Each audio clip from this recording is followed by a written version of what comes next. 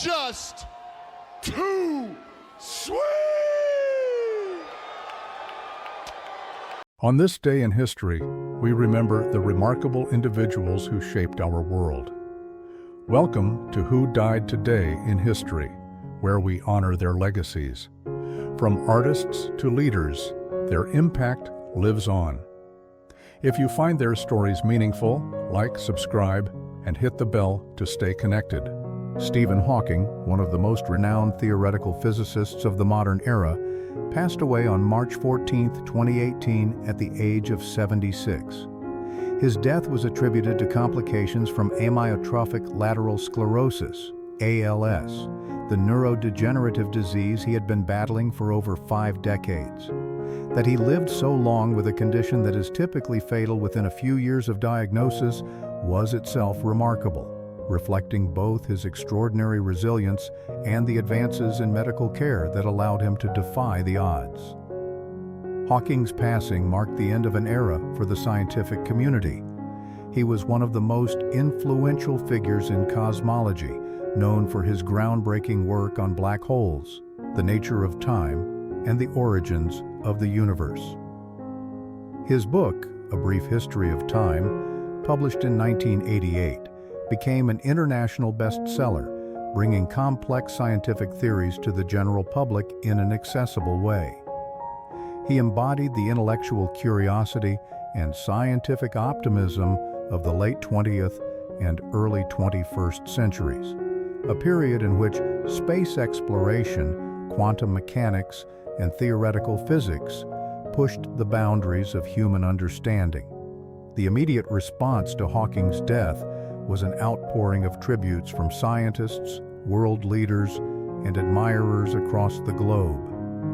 His passing was widely mourned, not only for his scientific contributions, but also for his role as a symbol of perseverance and intellect. Living with ALS for most of his adult life, he continued to conduct research, write, and inspire millions, despite being almost entirely paralyzed and reliant on a computerized voice system to communicate. His life became a testament to the power of the mind over physical limitations. Though his death did not change the course of history in the way that the assassination of a political leader or the loss of a revolutionary figure might, it did reinforce his legacy as a scientific icon. His work continues to shape modern physics, and his influence extends beyond academia into popular culture. Films, television series, and literature frequently reference his theories, and he himself appeared in pop culture staples such as The Simpsons and The Big Bang Theory, further cementing his place in public consciousness. Hawking's death invites reflection on how humanity immortalizes its intellectual giants. Unlike warriors or rulers whose legacies are built on conquest or governance, Hawking's impact was purely intellectual. His legacy lives on in equations, theories, and the ongoing pursuit of knowledge. He demonstrated that the quest to understand the universe is one of humanity's greatest endeavors, and through his work, his voice continues to echo through time. Susan Hayward, the Academy Award-winning actress known for her portrayals of strong-willed women, passed away on March 14, 1975, at the age of 57. Her death was the result of brain cancer, a disease that tragically cut short the life of a woman who had long epitomized resilience, ambition, and the golden age of Hollywood. Hayward's illness and eventual passing reflected the health risks faced by many actors of her time, particularly those who had worked in the 1956 film The Conqueror, which was filmed near a nuclear testing site in Utah. Many cast and crew members, including John Wayne, Agnes Moorehead, and director Dick Powell, would later succumb to cancer, raising suspicions that radioactive fallout from nuclear tests may have contributed to their illnesses. While no definitive proof has confirmed this link, her death remains part of a broader conversation about environmental hazards, government responsibility, and the unintended consequences of nuclear testing during the Cold War era. The immediate response to Hayward's death was one of deep sadness among fans and colleagues. As a star who had built her career playing fierce, determined women in films like I Want to Live, for which she won an Oscar. And, with A Song in My Heart, she left behind a legacy of performances that resonated with audiences. Her portrayal of Barbara Graham, a woman facing execution in I Want to Live, was particularly poignant, as it captured the desperation and tragedy of a life caught in the grip of fate. An irony not lost on those who mourned her early passing. Although her death did not alter the trajectory of Hollywood history, it reinforced the precarious nature of fame and the hidden dangers behind the glamour of the film industry. Hayward was a self-made star who had fought her way to success, embodying the values of determination and grit that defined mid-century American cinema. Her passing served as a reminder of the vulnerabilities that even the most formidable figures face. Hayward's legacy endures through her films, which continue to captivate audiences with their raw emotion and powerful storytelling.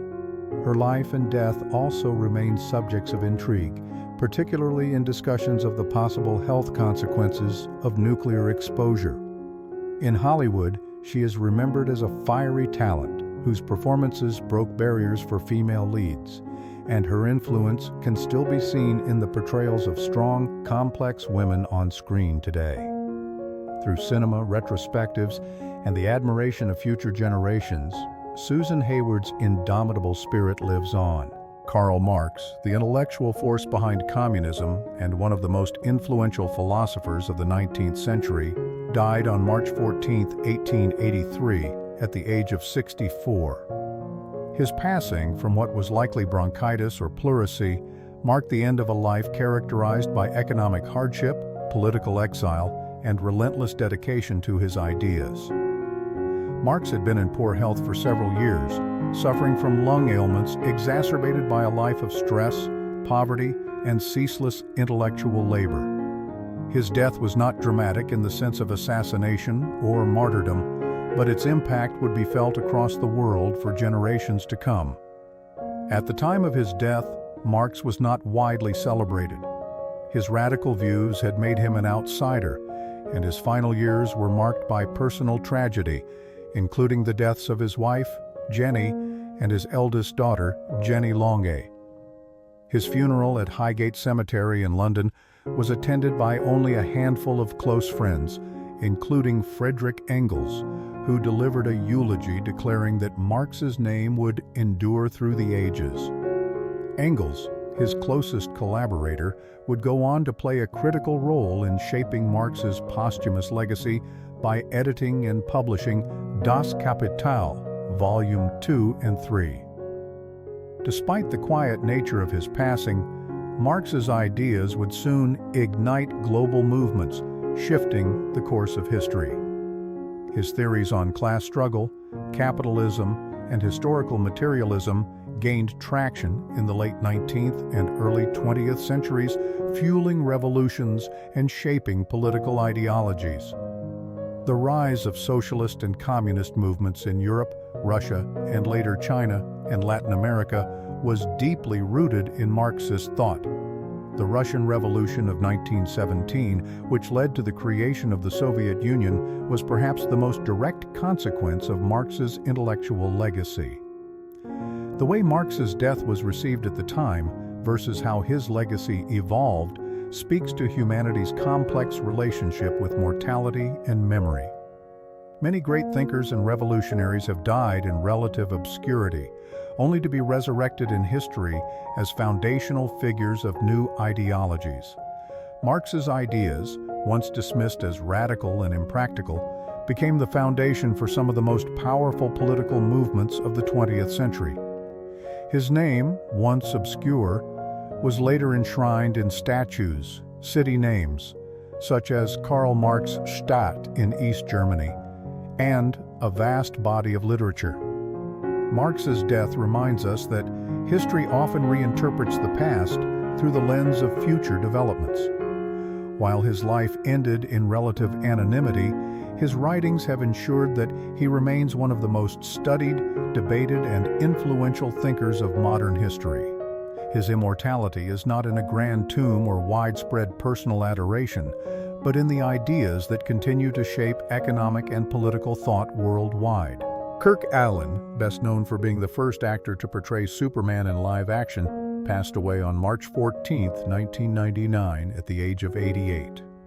His death, due to natural causes related to Alzheimer's disease, marked the quiet end of a career that had once defined a beloved comic book hero.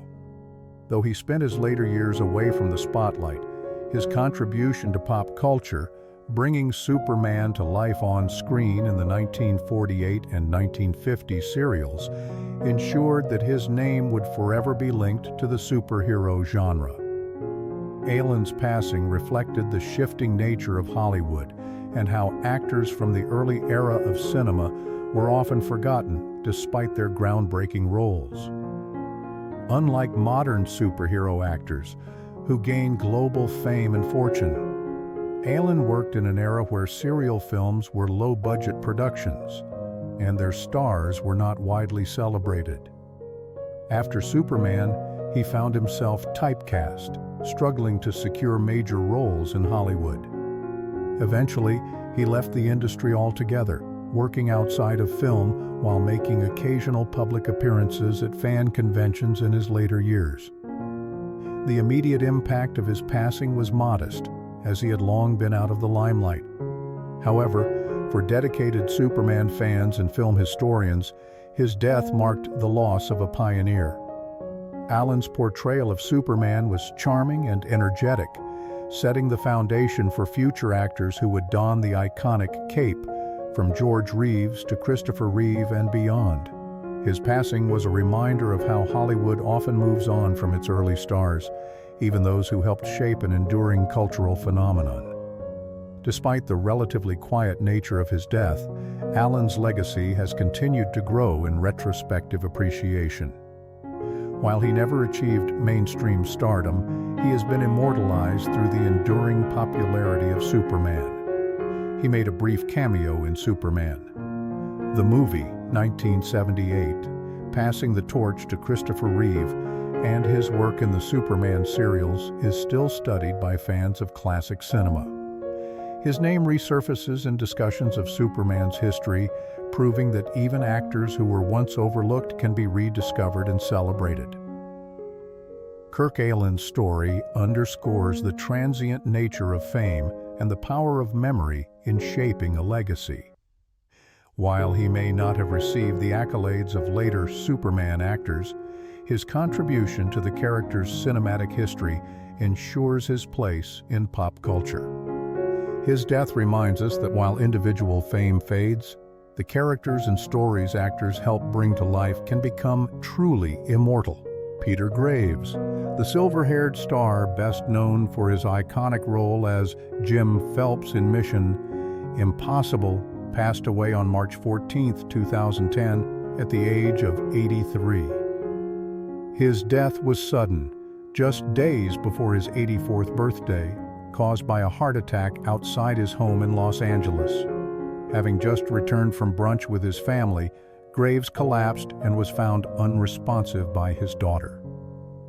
His passing was a stark reminder of the quiet, yet inevitable nature of mortality, even for those who once seemed larger than life on screen.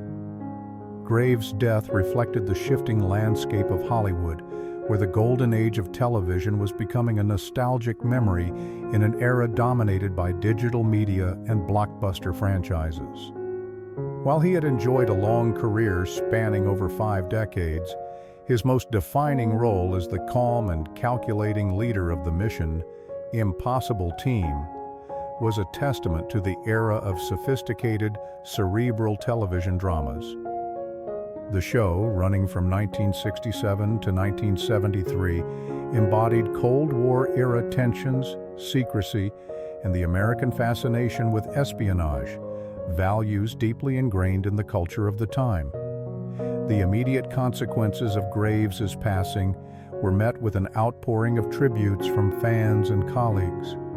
His death came at a time when spy thrillers, including the modern Mission Impossible film franchise starring Tom Cruise, had evolved into high-octane action spectacles, a stark contrast to the more methodical and intelligence-driven approach of Graves' era. While his passing did not alter Hollywood's trajectory, it reinforced nostalgia for the classic age of television, reminding audiences of a time when spies relied more on wit and deception than on explosions and high-tech gadgets. Beyond mission. Impossible, Graves was celebrated for his comedic brilliance in Airplane, where he played the hilariously inappropriate Captain Over. His ability to transition between serious and comedic roles showcased the versatility that defined many mid-20th century actors. His death was a reminder that even those who played the coolest, most composed figures on screen were not immune to time. Graves' legacy continues through the enduring popularity of Mission Impossible, where his performance as Jim Phelps remains a benchmark for leadership in spy fiction. He is immortalized in countless reruns, retrospectives, and the admiration of generations who grew up watching his work. His career and death reveal Hollywood's cyclical nature, where eras fade, but legends remain. In remembering Graves, we acknowledge that while actors pass away, their performances, etched into film and television, become timeless. Edith Atwater, a seasoned character actress known for her poised and authoritative presence on screen, passed away on March 14, 1986, at the age of 74. Her death was the result of cancer, a natural yet unforgiving end that echoed the reality faced by many of her generation. Talented performers who quietly faded from the public eye as Hollywood evolved. Atwater's passing reflected the transformation of the entertainment industry. She had been a staple of mid-20th century film and television, often portraying dignified, strong-willed women. Her roles, from elegant socialites to stern matriarchs, mirrored the shifting perceptions of women in American media. She was never the leading lady, but instead a reliable presence, embodying the supporting yet indispensable figures in storytelling. In an era that increasingly celebrated the youthful and the bold, her later years highlighted Hollywood's tendency to relegate older actors, particularly women, to the periphery. The immediate consequences of her passing were relatively subdued in the media, as she had not been in the limelight in her final years.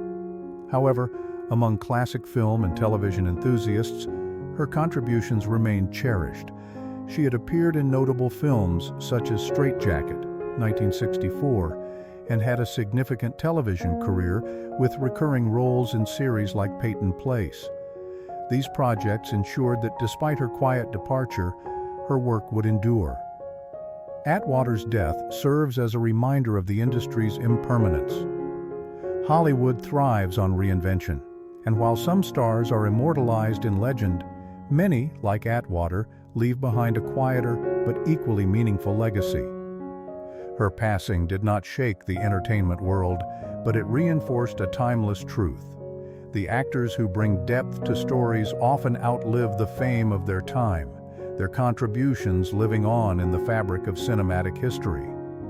Her memory persists through the preservation of classic films and television. The digital age has allowed for rediscovery, ensuring that her performances continue to be appreciated by new generations. In reflecting on Atwater's life and death, we see the beauty of endurance in Hollywood, where even those not in the spotlight still leave an indelible mark. Gareth Hunt, best known for his role as secret agent Mike Gambit in the new Avengers, passed away on March 14, 2007, at the age of 65. His death was the result of pancreatic cancer, a relentless disease that often claims its victims swiftly and mercilessly. His passing was a quiet yet poignant moment in the entertainment world, as he was a beloved figure in British television, known for his charisma, action hero appeal, and ability to bring humor to even the most intense roles. Hunt's death reflected the challenges faced by actors of his era who found immense fame during the golden age of television, but struggled to maintain the same level of prominence in later years. The 1970s had been a defining decade for British television, with shows like The New Avengers modernizing the spy genre, blending stylish action with wit. Hunt's portrayal of Mike Gambit, a sharp, athletic, and roguishly charming spy, symbolized the transition from the traditional, refined espionage figures of earlier years to a more physically engaged, action-oriented hero. However, as television tastes evolved, roles of this nature became less common, and Hunt, like many actors of his time, found himself moving towards smaller roles in later years. The immediate consequences of his death were felt most deeply by fans of British television, particularly those who had grown up watching The New Avengers.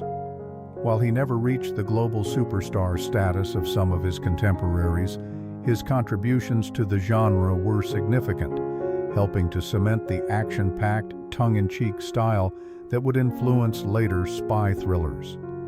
His passing marked the end of an era for a generation of viewers who had admired the unique blend of suave sophistication and athleticism he brought to his roles. In reflecting on Hunt's death, we see the universal reality of fame's fleeting nature. While some actors become legendary figures immortalized in constant public discourse, others, like Hunt, leave a quieter but still impactful legacy. He is remembered not just for a single role, but for his contributions to an era of television that shaped modern action storytelling. Hunt's legacy continues through reruns, digital archives, and the nostalgia-driven appreciation for classic British television. His work remains accessible to new generations, ensuring that while his career may have had its peaks and valleys, his charm and skill as an actor endure. His passing serves as a reminder that while time may move forward, the art and joy entertainers bring to audiences can live on indefinitely. Maurice Ronet, the French actor and director known for his brooding screen presence and introspective roles, passed away on March 14, 1983, at the age of 55. His death was caused by esophageal cancer, a disease often linked to smoking and heavy drinking, vices that were prevalent in the artistic and cinematic circles of his time. His passing marked the premature end of a career that had captured the complexities of the human psyche, particularly through his collaborations with esteemed directors such as Louis Malle and Claude Chabrol. Ronet's most memorable roles reflected the existential dilemmas of post-war Europe. His portrayal of Alain Leroy in Le Feu Follet, 1963, remains one of the most haunting explorations of depression and alienation in cinema. The film, depicting a man grappling with despair in his final hours, eerily foreshadowed Ronet's own struggles later in life. His death underscored the cultural climate of the mid-20th century, an era when intellectuals and artists wrestled with the anxieties of modernity, the aftershocks of war, and the pursuit of meaning in an increasingly fragmented world. The immediate impact of Ronet's death was a profound sense of loss within French cinema.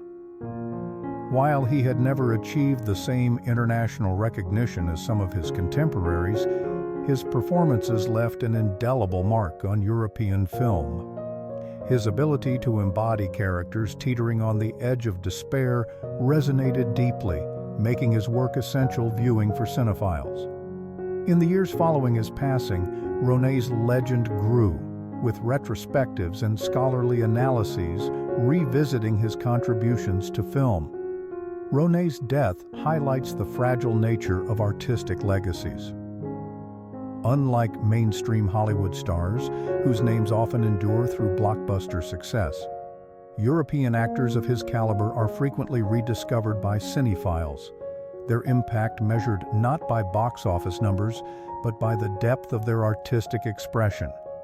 He is immortalized through the enduring relevance of his films, which continue to be studied and admired for their psychological depth and existential themes. Ultimately, Ronet's passing serves as a reflection of how cinema preserves and shapes memory. Through film, he remains frozen in time, his performances capturing the anxieties and beauty of an era that continues to speak to audiences today. His work reminds us that while mortality is inevitable, art offers a path to transcendence, allowing figures like Ronet to remain eternally present in the frames of history. Scott Hall, best known by his wrestling persona Razor Ramon, passed away on March 14, 2022 at the age of 63 due to complications following hip surgery. After suffering a fall that required medical intervention, Hall developed severe complications, including multiple heart attacks, ultimately leading to his death. His passing marked the end of an era for professional wrestling, especially for fans who had followed his career through the golden age of the WWE and the revolutionary changes brought about by the New World Order in WCW. Hall's struggles with substance abuse and personal demons were well documented throughout his life, mirroring the darker side of professional wrestling in the late 20th century. During the industry's boom in the 1980s and 1990s, wrestlers were often overworked, under immense physical strain, and encouraged both directly and indirectly to push their bodies to the limits. Painkiller addiction, alcoholism, and mental health struggles plagued many of Hall's contemporaries. His passing served as yet another reminder of the physical and emotional toll professional wrestling took on its greatest performers. The immediate reaction to Hall's death was an outpouring of tributes from the wrestling community. Fans and fellow wrestlers remembered him not only for his incredible in-ring talent, but also for his role in transforming the business. As Razor Ramon, Hall was one of WWE's most charismatic figures, elevating the persona of a cocky, street-smart villain into one of the most beloved anti-heroes of the era. His transition to WCW and co-founding of the NWO alongside Kevin Nash and Hulk Hogan in 1996 forever changed wrestling, launching the Monday Night Wars and ushering in a new level of realism and edginess that defined the Attitude Era. His death, while tragic, solidified his legend. Despite his personal struggles, Hall's influence on wrestling remains undeniable. He played a key role in reshaping the industry, and his legacy lives on through the modern wrestling landscape, where larger-than-life characters and deep storytelling remain crucial elements of the sport. His famous words during his WWE Hall of Fame induction, "Hard work pays off, dreams come true, bad times don't last, but bad guys do," became a lasting mantra for his fans and fellow wrestlers.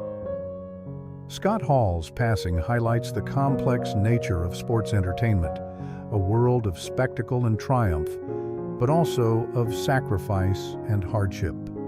Through archival footage, documentaries, and continued homage by today's wrestlers, Hall remains an enduring figure in the annals of wrestling history, proving that while the man may be gone, the legend of Razor Ramon will never fade.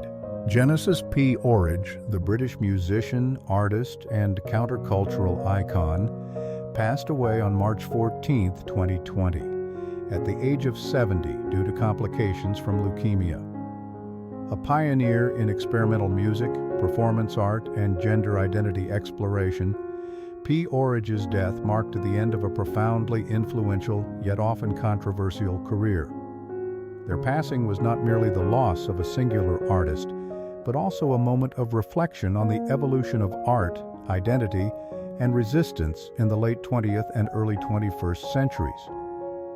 P-Orridge first rose to prominence in the 1970s as the founder of the industrial music group Throbbing Gristle, a band that challenged societal norms with confrontational soundscapes and provocative performances.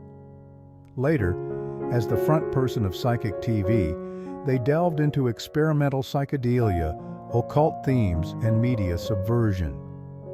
But perhaps P-Orridge's most radical and lasting contribution was their exploration of identity through the Pandrogyny Project, a years-long artistic and personal transformation undertaken with their late partner, Lady J. The project sought to dissolve the boundaries between male and female, self and other, in an act of artistic devotion and love. Their death from leukemia was the culmination of a long and public battle with illness. In a way, it reflected the resilience that defined their career, always pushing boundaries, confronting limitations, and embracing the inevitable with an artistic spirit. At a time when gender fluidity and the rejection of rigid binaries were becoming more accepted in mainstream discourse, P-Orridge's death served as a moment to recognize how ahead of their time they had been. The immediate aftermath of their passing saw an outpouring of tributes from musicians, artists, and countercultural figures who had been inspired by P-Orridge's work. Though often controversial, sometimes reviled as much as revered, P-Orridge had undeniably shaped the landscapes of industrial music, performance art, and gender discourse. Their influence could be seen in the continued evolution of industrial and experimental music, as well as in broader discussions on identity and bodily autonomy. P-Orridge's legacy lives on in the ways we commemorate and discuss radical art. Their work is preserved in documentaries, art exhibitions, and the continued impact of the musical and philosophical movements they helped shape. In their death, as in their life, P-Orridge defied convention, leaving behind a legacy that challenges and inspires. Their passing was not an end, but rather another transformation, one final, unknowable shift in the ongoing experiment that was their life. Jim Bowen, the beloved British television presenter best known for hosting Bullseye, passed away on March 14, 2018 at the age of 80. His death, attributed to natural causes, came after a long and successful career in entertainment. Bowen's passing marked the end of an era in British game show history, as Bullseye had been a staple of Sunday night television for over 14 years, from 1981 to 1995. Jim Bowen's death highlighted the shift in television culture over the decades. The death of a figure who had been a household name during the 1980s and 1990s reflected the passing of an entire generation of television stars. Bowen's cheerful personality and wit, along with his signature catchphrases, were a reflection of the playful and less cynical entertainment era of the time. In many ways, his death symbolized the fading of a specific kind of broadcasting, one in which presenters were viewed as friendly, humorous figures who brought people together in their living rooms. The immediate consequences of Bowen's passing were seen in the outpouring of tributes from fans, friends, and former colleagues, underscoring his importance in the British entertainment world. Social media flooded with messages celebrating his wit and warmth, with many recalling fond memories of Bullseye and the joy his show brought to viewers. Although Bowen had largely retired from the spotlight in the years leading up to his death, his legacy lived on through the cultural impact of his television work. Jim Bowen's death did not necessarily amplify his legend in the way that the deaths of iconic figures like Elvis Presley or Princess Diana did. However, it did serve to remind the public of his influence in British entertainment and how figures like him shaped the landscape of television. His death, while natural, symbolized the closing of an era for British game shows, which have evolved into faster-paced, more sensational programming over the years. Ultimately, Bowen's passing reminds us how humanity relates to mortality, power, and memory. We immortalize figures like him not only through art, literature, or commemoration, but through the cherished memories they leave behind. Bowen's death also illustrates how the passing of a beloved public figure can mark the end of an era and provoke reflection on how we connect with the past. The way we remember such individuals speaks to our relationship with time, memory, and the legacy that individuals can leave behind in popular culture.